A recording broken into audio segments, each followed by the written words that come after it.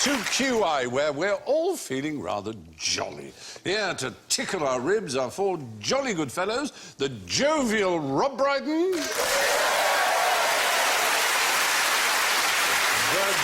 jocular Tim Vine, the jubilant Julia Zemiro,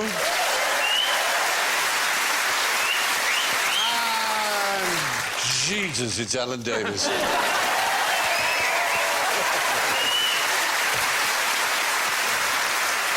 Well, so if anyone wants to go beyond a joke tonight, they'll have to jingle their jangles. And Julia goes... Oh, it's an animal from my country. That's nice. Or bird. Kookaburra. It is a kookaburra. Well spotted. Thanks. Tim goes... Oh, it's an animal from my country.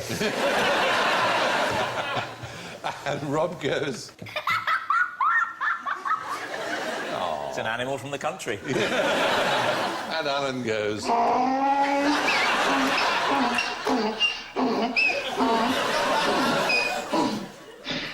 Wow. Fabulous. So, simple question, who's happy? He's happy in the picture. Yep. Yep. Old men with young ladies. Oh, old ladies with young men. I was going to say they Why not? might be gerontophiles. Me, not me. Not you, no. Yeah. Fair enough. It's one of the dwarfs. Oh, that's true, as in the old joke is, yes, 6 out of 7 I can't believe that dwarfs hasn't aren't flashed. happy. They haven't got that on the klaxon? Well, no, they haven't. This is a happy whose name is Happy, spelled H-A-P-I. Edwin Starr had a song, H-A-P-P-Y, Radio. Oh, really? Yeah. Anyway, continue. No, it's good, it's good. Good information. We love good information, Tim, here, as you know. We have to go back to a previous civilization. Is it? No. Aztec. Egyptian. Egyptian is right. Oh, get stuffed. I can't believe it. When you get the answer right, you don't have to insult me. You No, I can know. just accept your points gracefully. That picture there is actually the backdrop to a famous game show. I'll name that 2 in 1. Very good. What sort of reaction is that? It's one What I'm Tim is used to, very used to. yes. That's what you thinks. So that is the It's a god... very unusual mind we have on this show. It is. This is a god called Happy, who was always represented as being faintly pot-bellied and sort of hermaphroditic with breasts. Happy had breasts, though was not considered female, and had a sort of harem of... Ladies. Men. Animals. No. Men. Castrati. Frogs. Frogs? Yeah. Frogs, Tim. Hang on. There'll be a pun in a minute. Do you think if the frogs in the harem really started to get it on with each other and one of them whipped out a camcorder, would that be frogs porn? You're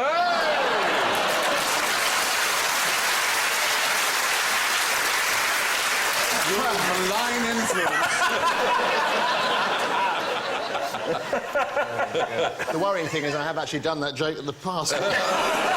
Too late now. It's too He's late. the thief of bad gags. The fact is, Happy was the god who was responsible for the flooding of the Nile, which is an annual event, took place in July, and was cause of much celebration. If you've ever been up or down the Nile, you will know that it's really just this great carving of green through a desert, which is all made fertile by this river. So it was, the whole civilization was predicated on the flooding of the Nile, and Happy was the god who caused it. So, moving on. What's the jolliest, but frankly most dangerous thing you can buy in a joke shop? Tim? I went to a joke shop. I said, what are you actually selling here? He said, nothing, we're not a real shop.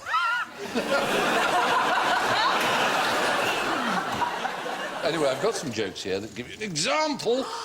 Here we are. And almost all of these were invented by one man who could be regarded as the father of the joke shop. Have some nuts, Tim. What happens when you open the nuts? Oh, no. I'm guessing I You're could aim guessing. this at Rob. Yeah. Hours of laughter. That reminds me of last Saturday evening. It's a man called Sorensen Adams. He started life working for a coal tar derivative company, and coal tar derivatives have many uses, one of which was for a dye, and the particular dye that came from coal tar had the bizarre side effect of making people sneeze. So the company managed to isolate the ingredient that made people sneeze and took it out. And he happened to be passing and he saw these great barrels of the stuff that made people sneeze. He thought, I'll have those. So he founded the КьюАй sneezing powder company. And it was a huge, huge success. He sold $15,000 worth of КьюАй just in the first year, which was a vast sum in 1910, which is around the time we are. But 25 years later, it was banned by the FDA for being toxic. Oh. But he had, meantime... After several deaths. Yes. Meantime, he had invented the squirting lapel flower. Oh. I mean, that would fool anybody, wouldn't it? Yeah. There you go. And as a little ring. Oh, he's had one of those. Yeah. Oh. Highly amusing. Help yourself to a dog turd. Whoops, there we are. They're different from the old ones. Used to be hard than plastic. That's squidgy. You're It's touching really that. quite unpleasant.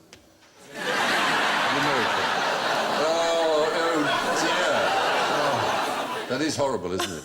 No! Even if that isn't a dog turd, that's a horrible thing to do.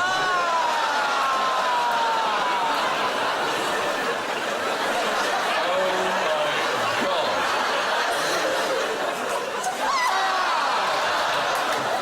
Oh. If you swallow that... If I swallow it, it's going to come out the other end. What is it then? Then it will be fake or not? a real false turd. Actually, Alan, I'm just getting a message. There's been a bit of a mix-up, apparently. This is a real one. And here's a. You can cut your finger off. Oh, you try this pen. Try writing something with the pen. Oh, this is going to be hilarious. Oh dear.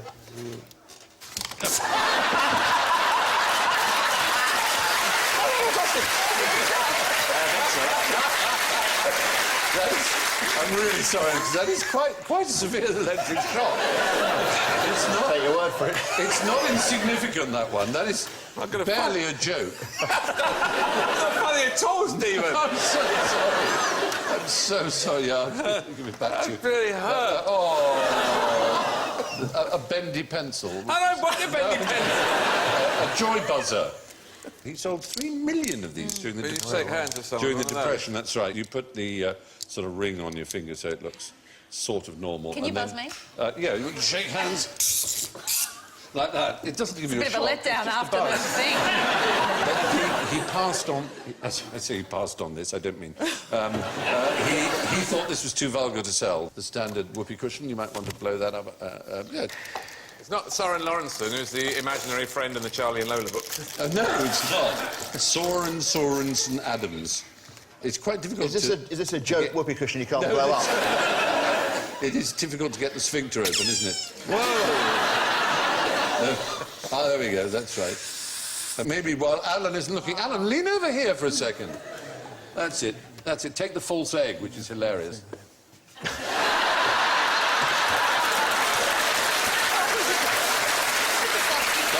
Possibly the least convincing whoopee cushion noise I've ever heard. Silent but deadly. It's strangely realistic. Yeah.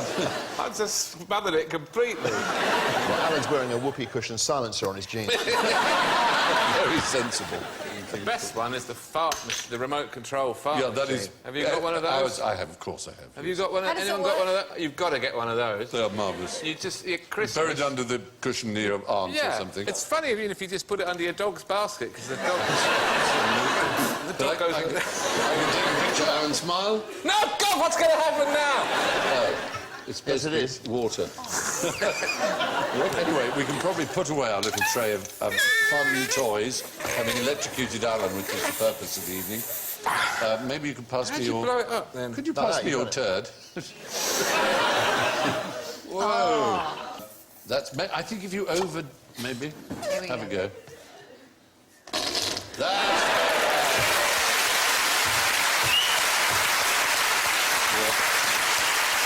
One of these has never had a round of applause from 600 people. Yeah, I read somewhere that this was the intellectual quiz show, and you can see why. Now, one of the things I want to prepare you for is to see if you can, during the course of today's lesson, prepare in any spare moments you have a limerick for me. You know what a limerick is?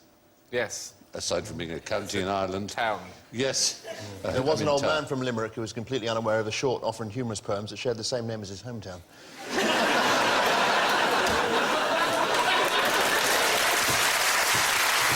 Very, very good.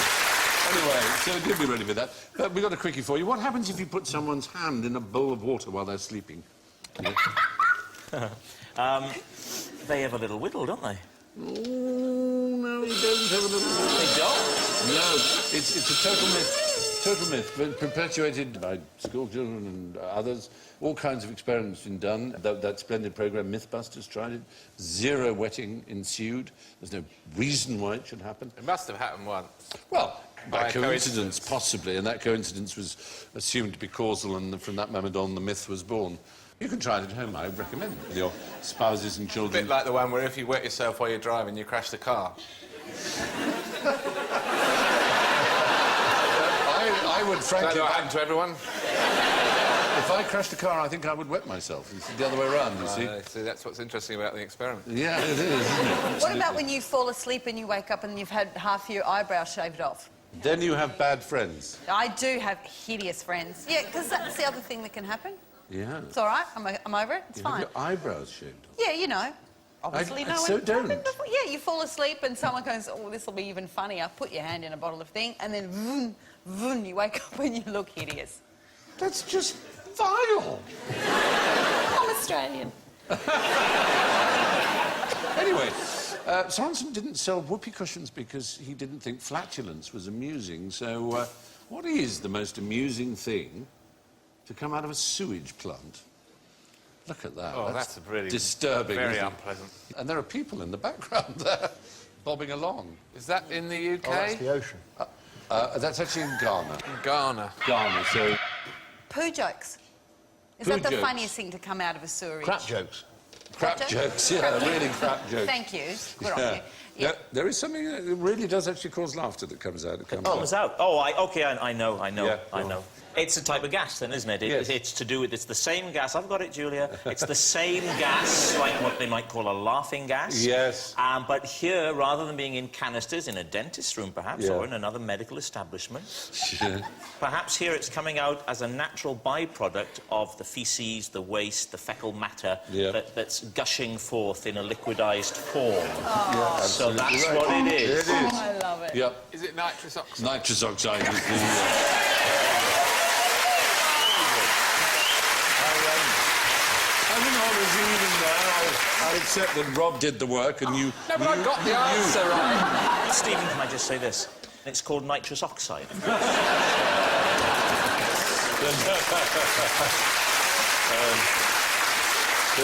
Yeah. Nitrous oxide. Yeah. Sulfuric acid. Yes. It's a very important greenhouse gas, N2O, nitrous oxide. In fact, it's 300 times more potent as a greenhouse gas than CO2. Its most significant man-made source is sewage treatment plants alongside agricultural waste and nitrogen fertilizers. It's also pumped into bags of crisps. Why would it be pumped into bags of crisps? They're all crisp baggers are filled with gas, don't they, to keep them fresh? Exactly, it's to expel the oxygen. They also pump it with gas so that you think you're getting more chips than you actually are. Yeah, And you go, it's oh, it's full only bag. a third Yes, full. I know. Ripped off. It's almost as if they want to make a profit out of you. Almost. It's really annoying. Yes, it was first used as a dental anaesthetic. I'll give you 10 points if you're 10 years either way right. I don't know when it Yeah. was, but I What did year? have a general anaesthetic quite recently, which I think is Interesting. interesting. Yeah. And it was the same one that killed Michael Jackson. Oh, good. Yeah. That's I mean, good that you survived. Yeah. Propofol. Yeah, that was That's that what one, it yes. was. But It that's was propofol. well And done. I was good on lying drugs. there and I said, is this the thing? It is an absolutely gorgeous It's a feeling. remarkable sensation, isn't God. it? Yeah. It goes in through your hand. That's right. The and back then there. the feel, I don't know, people Oh. have had it recently, but, I mean, if he was using this to get to sleep, Oh, he was in a I bad know, way. he really Because it goes right, it goes zoom, and you can feel it. But your head stays very, you know, awake. Alert. And I said to the anaesthetist, I said, wow, I said, my arms and my legs, they're like weights. They were being pulled into the bed. I said, but my head is completely It's extraordinary. And the next second, you're going, oh, and you're Really waking being up. wheeled into the recovery. Can you imagine having to have that every night to get you off? Just horrifying, isn't it? Horrifying. I used to go out with an anaesthetist. She was a local girl.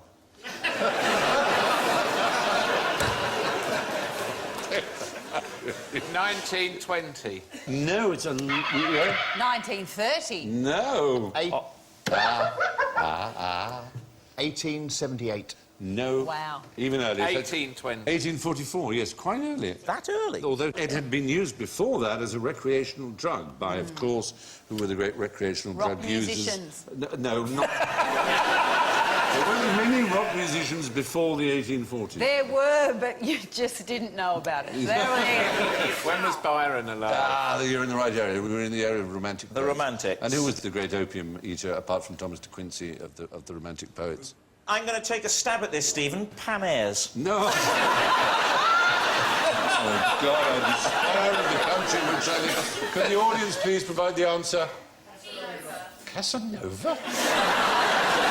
Is it Shirley? Samuel Taylor Coleridge! Of course it He was. wrote Kubla Khan while under the influence of opium. Yes, did Famous. Xanadu, Did Kubla Khan, stately Stately pleasure Pleasure don't Don't decree. Of course he did. It's also that great Measureless musical demand. with Yeah. Olivia Newton-John.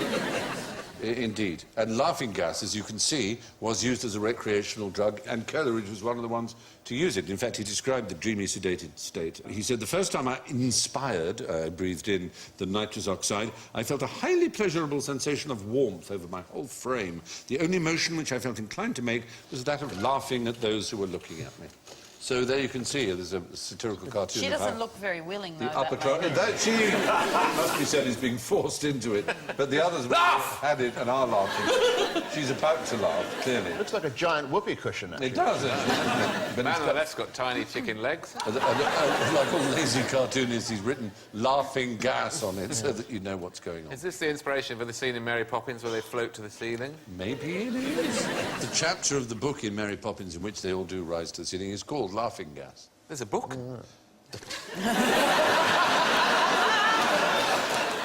You! And you know who it's written by? No, I didn't even know there was a book. P.L. Travers. Is there? Yes, she wrote many... She's Australian. Yes. Did she adapt the film? Was it one of those novellas they No, put out she after disowned the film completely. In fact, they're making a film at the moment about the relationship between Walt Disney and P.L. Travers. And she absolutely loathed the film, which is crazy, because it's one of the greatest films ever Why? made. I thought it was super. It's simply flawless. Is there in the book, Expialidocious. is there a dark side to Mary Poppins? Yeah, there is. There's a kind of world of weird creatures and so on. And I don't know what her objection was to it. I thought it was absolutely magnificent. It is. So there you go. What would be the best flavour for an exploding sandwich? Tim Vine. Cheese and ham grenade. Very good. Very good. Excellent. That's wrong, then. That's wrong. Well, I mean, it would explode, obviously. Sauerkraut and cabbage can make you explode on a different level. There also are, funny. in fact, this one would make you explode on that level too. It's in fact a classic English sandwich, as in the importance of being earnest. One of the sandwiches that Watercress. Aunt Augusta particularly likes. She particularly likes cucumber sandwiches, but this is a very specific species of cucumber. There it is. You see, it's quite spiky. Exploding there's the cucumber of fuse. Panama. So it's the exploding cucumber, yes. It's the squirting or exploding cucumber. It's a Mediterranean plant. And when touched, it propels its seeds in a sticky mucus at over 60 miles per hour. You're pointing at Rob. I'm just saying, when that picture came up, we looked across at each other, we both went, oh, testicles. I mean, it's... Didn't we? But can we be very clear? I do not propel my seeds in a sticky mucus at 80 miles an hour. Certainly not up to 30 feet. No. Well, on a good day, on a good day. In my teens. You can see it's being touched here, and you can see the effect of the operation of it exploding, if you look carefully. Boing! Wow. Yeah, that's... I mean, it's a sexual act. I mean, it is spreading its seed. You can see the seeds flying everywhere. Whoa! Does it do that to itself? Well, no, it's... That looks like another bit of it. Yeah, when it's very, very ripe and it falls, it will do it, but otherwise, when touched, it will also do it. Its actual Linnaean name is Ibalium elaterium, which translates as the squirting squirter. Ibalium as in ballistics, it throws out. That's the forceful ejection of its seeds. But the elaterium is the fact that it is a violent purgative, so it's a squirting squirter that gives you the squirt. So, yes, it would make you explode from behind as well. So, in that sense, it's fully explosive. Now, what's the world's longest-running gag? Yes? Look over there. They look, he's shooting them. No, no. It's using a particular joke to displace warfare, actually, and it's been going on since the 13th century in a particular couple of tribes, Mali, in fact.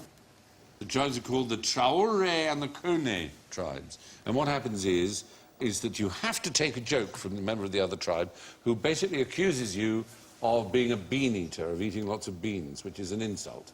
And you have to take that insult, and then you can find another member of the opposing tribe and accuse them of being a bean eater. And they just hang around calling each other bean eaters. And that saves them from killing each other. It's not the greatest joke in the world, but it's better than genocide, and it is the longest-running gag, as far as we know, in the world. It's a rather civilised way of sorting things out. Great idea for a panel show as well. Yes, absolutely. You're a bean eater. You're a bean eater. Alan, you're a bean eater. Julia? Yes. You're a bean eater. Stephen, you are a bean eater. You're a has-been eater. Is that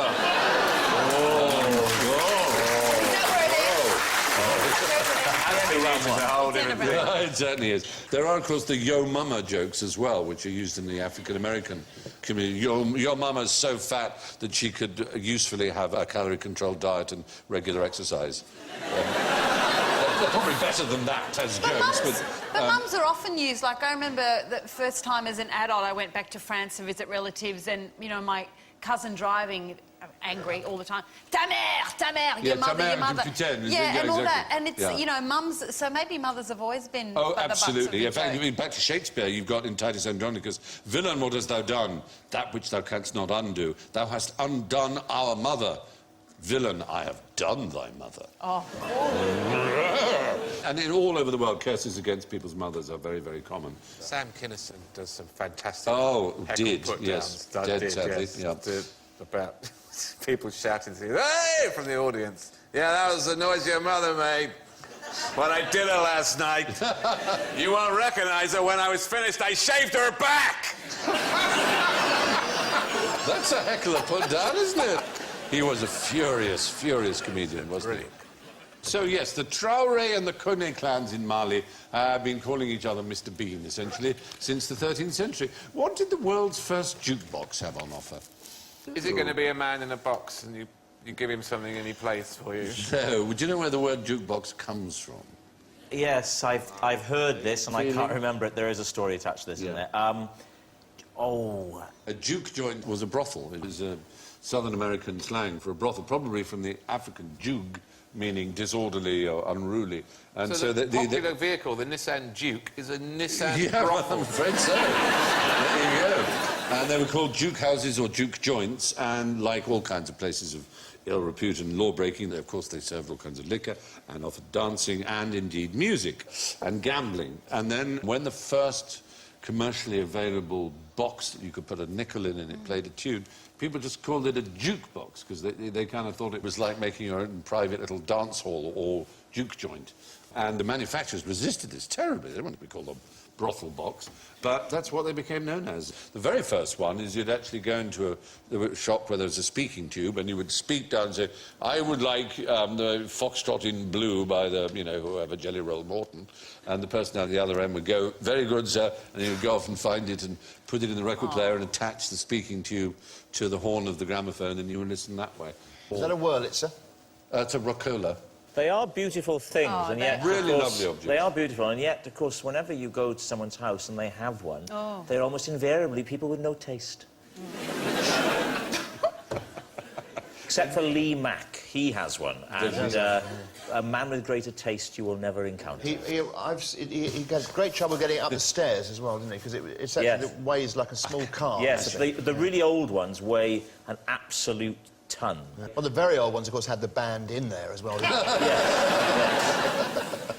Well, they're magnificent devices, and now, of course, the kind of things that, like pinball machines that rock stars have in their lonely, drug-infested houses. You should say Duke refers to brothel because, of course, rock and roll music, rock and roll was slang for Also, sex. for jiggy jiggy doo doo. Yeah, so it's yes. Jiggy jiggy doo doo. I don't know. Jiggy jiggy doo doo. Yes, jukeboxes were originally brothels in the deep south of America. Now, what's the worst place to be licked by a goat? Oh, At your parents' house. perineum. Well, the perineum would be unpleasant. What bizarre set of circumstances would result in you having your perineum well and truly licked by a goat? A goat rimming is not necessarily a form of anything. You're squatting. Yes, In this the is the porch. excuse you give the doctor. You're isn't caught short it? Yeah. out on a country walk, Yep. Yeah. and you squat down onto a discarded sandwich. And the passing goat licks it, This is never going to have a happy ending. licks it off your perineum. So has this happened then? Has somebody been licked? Somewhere in the world, it's happening right now. Yep. What he said is not the right answer, I ought to tell you. So it's not the perineum? No, it's not. Is it to do with the tongue because it's so raspy? It is to do with the and- raspiness of the goat's tongue. It was used as a torture. Oh. Is that you would tie someone to a tree such that their legs were sticking out. Oh, not licking the feet. Bare feet. And They you do would that cover the with pigs feet, too, didn't they? cover the feet with honey, and the goat would lick it. And at first it would be a pleasant tickling sensation, and then it would rip off layers of skin. It would have livened up that scene in Goldfinger, wouldn't it? When he's tied down and the laser beam comes into his leg. If he'd said, you know, oh my God, no, not the goat. Mr. Bond, I put some honey onto the underside of your foot. You might call it your soul. Bring in the goat. And he goes, oh, no, not a goat, it's a furry goat, no. Oh, and then he goes, actually, that's quite pleasant. And he says, soon the pleasure will turn to pain, Mr. Bond. And then he said, you expect me to talk? No. I expect you to die. Well, Franciscus Brunus, who was a late medieval jurist and expert on torture, said in 1502, that I hear this is a very hard torture and totally safe. Tickling was used in the stocks as well. You'd tickle people's feet in the stocks. And in the Han dynasty in China, they used tickling a lot. In the old curiosity shop, I don't know if you've read It's the that. only Dickens novel I've read. Oh, well, then you might remember. Can't remember any of it. Oh, dear. Well, you Seems might to have remember... no memory function whatsoever now. No, there was little Nell who died. And Oscar Wilde said of that, you would have to have a heart of stone to read the death of little Nell without laughing. Because it is Dickens at his most sentimental, unfortunately. But there was a Mr. Jasper Packlemerton. And Jasper Packlemerton apparently killed 14 wives by tickling them to death. And, With a knife. Dickens may have got this from an illustrated police news of 1869, where a wife was driven insane by her husband tickling her. She was fooled by her husband into thinking that by being tied to a plank it would help her back, and he then proceeded to tickle her toes until she went mad, which is not nice, to be honest. It would take a while. Yeah, it would. It would basically take a while. Now, let's see how your Java geography is. Lots of points for the right answer, and a measly -10 for a wrong one. So, try and be right. What's the name of the largest mountain in Japan? Fuji. Is the right answer. Yes. It's an active volcano, though it hasn't actually erupted for 200 years. So it's probably about due. Yeah, it probably is. Vesuvius is overdue. It's right next to Naples, and it's overdue, and there's no way of predicting when it will erupt. No. They told us this when we went to see it on a school trip. Cheer you up, won't it? This is the days before health and safety. They took you up into the crater. Any minute now, we're expecting it. It's overdue. We were standing in the crater of it, a party of school children, and to get there, you had to walk across a lava flow that had a sulphur crust. It was about that thick. Whoa. And so you walked across it, and there are places where it had fallen through and had just a small fence around it, and underneath was volcanic mire. Amazing. And they said to us, walk in pairs and don't jump up and down. That was the safety bridge, and we all gathered together and jumped up and down together, of course. Of course you did. They told you We were not to. 12-year-old boys. Anyway, so can you name a Caribbean island group beginning with B? Bahamas. Oh! Alan got there first, and I'm afraid they are not Caribbean, they're Atlantic. What? They're not in the Caribbean, the Bahamas. They're in the I've been on Atlantic. holiday to them. I've done a lot of holidays. Yes, you have. There is an island group beginning with B in the Caribbean.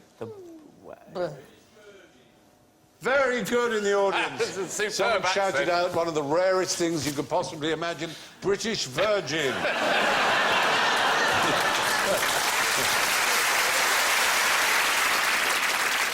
But I wouldn't have accepted Barbados because it's just a single It's island. only one island, Barbados. Exactly. There Bahamas you are go. not in the Caribbean. No, I know, big surprise. This bloke came up to me. Yeah. He said, I'm going to dress up as a small island off the coast of Italy. I said, don't be Sicily. Excellent. Now, which is the largest of the Great Lakes of North America? Yeah. Ontario. No, it's not Ontario. Is it a slightly trick question? Is it Hudson? It's not Hudson, That no, big? the Oh, that's Hudson Hudson Bay. Bay, isn't it? No, most of us were brought up to believe that Lake Superior was the largest lake in the world, in fact. That But was in the other one fact- I was going to get wrong. Yes. Yes. In fact, all Americans are taught now that it's actually Michigan and Huron, which are two lakes together, are now considered one lake for various technical reasons. They were Michigan formed, Huron. I know this, they were formed after an ice age when the ice melted and retreated and they left a big puddle, a very big A very big puddle indeed. It's connected by the Straits of Mackinac along the top there, but they're considered a single lake because they lie at the same elevation and rise and fall together. So they are one lake, and they're It bigger was than one Lake lake. Superior. Exactly. So now, who can name a Shakespeare play set in Verona? Yeah. Romeo and Juliet? Yes, perfectly very Oh, done. thank you. Oh, thank Yes, what you avoided was the trap of saying Two Gentlemen of Verona, which is not set He really in looked Verona. like he was enjoying sitting for that. Yes, he did, indeed. Do you know where Two Gentlemen of Verona is set? In Birmingham. Not set. So Two Gentlemen of Verona is in Italy. It is in Italy. It's actually set in Milan. Great. The gentlemen themselves are from Verona, but well avoided. I went to see The Merchant of Venice on Broadway with Al Pacino, and that seemed to be set in Brooklyn. Does a Jew not have feelings? I remember I said to this bloke, I said, I'm appearing in Hamlet at the Globe Theatre. He said, are you being facetious? I said, no, Polonius. Very good. Finally, on the geography, which country crosses the most time zones? Is it? Yeah, go on, do it. Come along. All right. Go on, yay. Wales. See, I told you. I knew not to do it. And yet, I knew you only want At to do least you it. didn't get a klaxon. Well, like, it was my first... Yeah. Canada. No, it's not Canada. I'm afraid we did. I think it's a trick, because I think it's going to be a country that's got outposts. Possessions, you're correct. Is it going to be is it the United Kingdom? It's not the United Kingdom. We don't count our possessions as all being part of the mother country, but one ex-colonial power does regard all its outlying possessions as being part of the mother country. France? France is right. Oh, yes, you got the buzzer. I have to give it to you that. Yes. You were just too lazy to buzz. You've got to Well, use the buzzer, that's the rule. Exactly. Yeah, so France has 12 different time zones. US has 11 time zones because of Hawaii being all the way. Russia, 9. Now, what is the longest thing about this animal? Oh, it's cock. It's ears. It's a bilby! That's a bilby! Not a bilby. And the longest thing is not the ears. We rather hid the longest thing. It's a cute little creature. Is it his tail? It is the tail. Well done. Let's have a look I at was going to say tail. it. Oh, look at It's a cute little thing. that. Very easy to catch him. Just Hops stick like a your little foot down. kangaroo. There it goes. It lives in the Gobi Desert. That is cute. And it has a very long tail, as you can see, that it uses for balance, and rather like a kangaroo, and it can also sit up on it. It's very, very endearing. The ears are thought to be, to say, you know, to let the cool itself, the blood cools through the ears. That looks rather dead, that one. He's got he's treated himself to a Kinder Surprise. He swallowed the toy and choked from it. Yeah. And it's called a jerboa. It's called a jabot with a J, hence our J. It's from an Arabian word, in fact, meaning flesh of the loins, rather oddly. But it's the same origin as the word gerbil. And what is it about humans and big ears? They get bigger. They get bigger. Ears get bigger. Yeah, I mean, old men do seem to have longer ears, but the trouble is no one's done a study where they've measured their ears when they were younger. Because it could well be, it's logical, the head's that getting smaller. actually having large ears is a predictor of a long life. Oh. I know what that man did for a living. What's that? He was a bowler hat model. He was a very fine bowler hat model. But I've got quite big ears, but I can also see what it's like to be someone whose ears are flat against the side of their head, because I can go like that. Oh, my goodness! And I can hold it so it's like having an instant facelift, like that. How do you do that? Well, I can't really talk like this as well. I'll tell you later. It means I can do a thing like when you do it on a roller coaster and you just go over the top of your...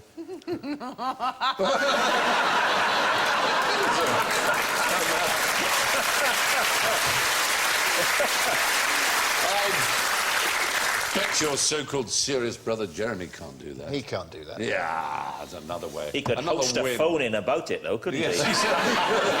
Do call in if you can wiggle your ears. No problem with your ears. Give us a ring now. Go on. He did once on his show, genuinely, I thought they were running out of things to do that day. He said, please, and this was, honestly, it wasn't a joke, he said, please phone in if the sound of your own voice terrifies you. That was a phone-in topic. Did anyone call in? Screaming. Any calls? Yeah, they had some people ring up, yeah. Sobbing.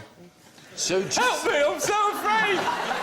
Anyway, why would the King of France enjoy a naive salad, for starters?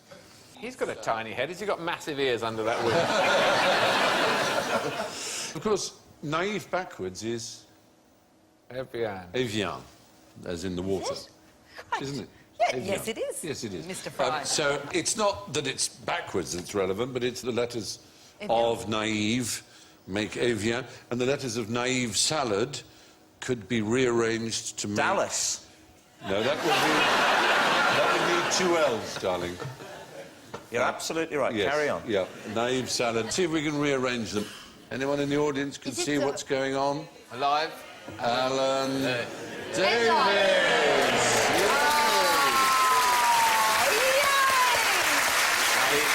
Of course, I think your middle name is Roger, isn't it? It is. So Alan R. Davies would be anal advisor. Which might be even better.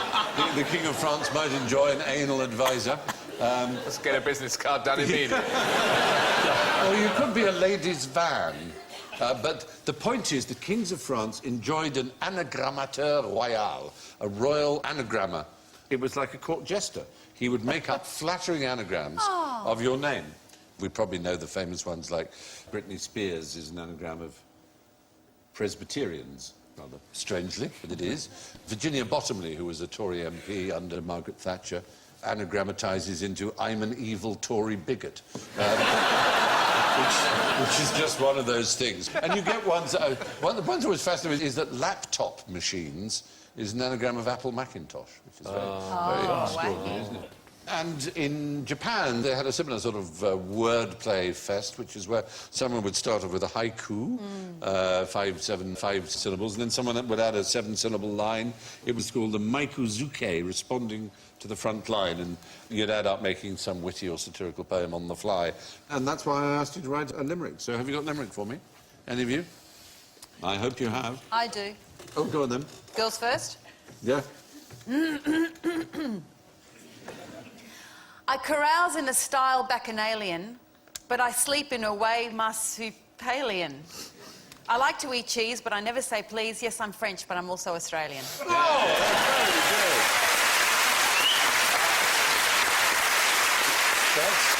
It's certainly better than the one I know about Australia. There was a young man from Australia who painted his arse like a dahlia. Tuppence a smell was all very well, but threepence a lick was a failure.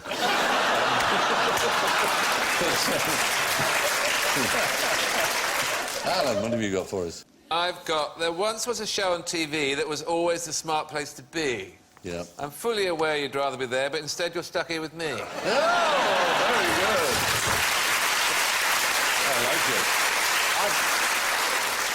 I've got one about Rob Brydon.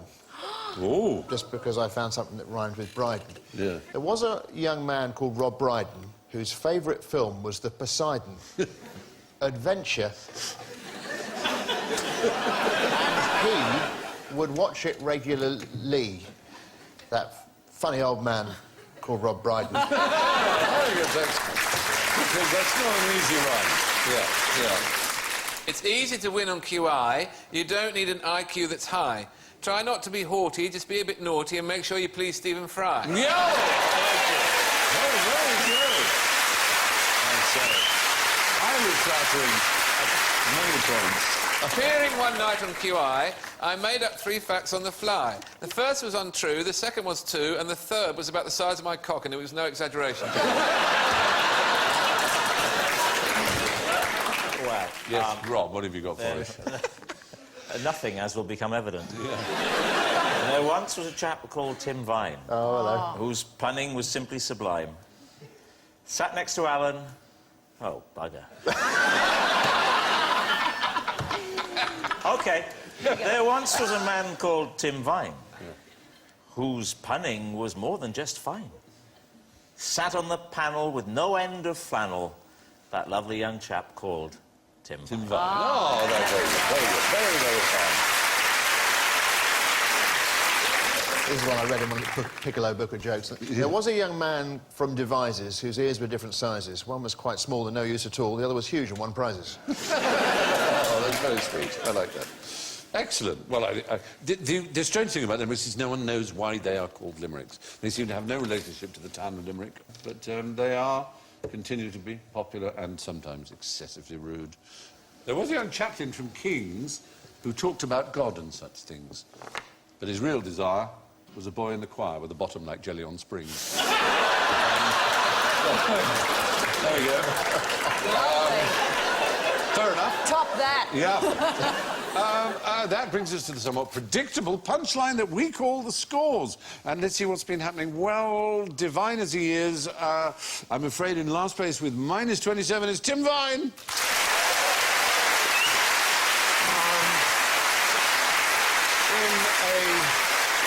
The Bow of the Valleys is in third place with -6, Rob Brydon.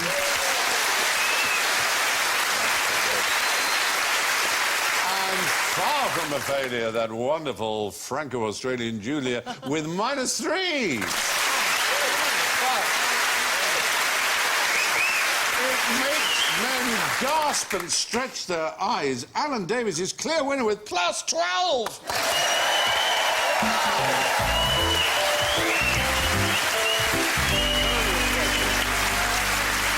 That's all from Rob, Julia, Tim, Alan and me. Thank you, good night, and be extremely pleasant to each other. Bye-bye.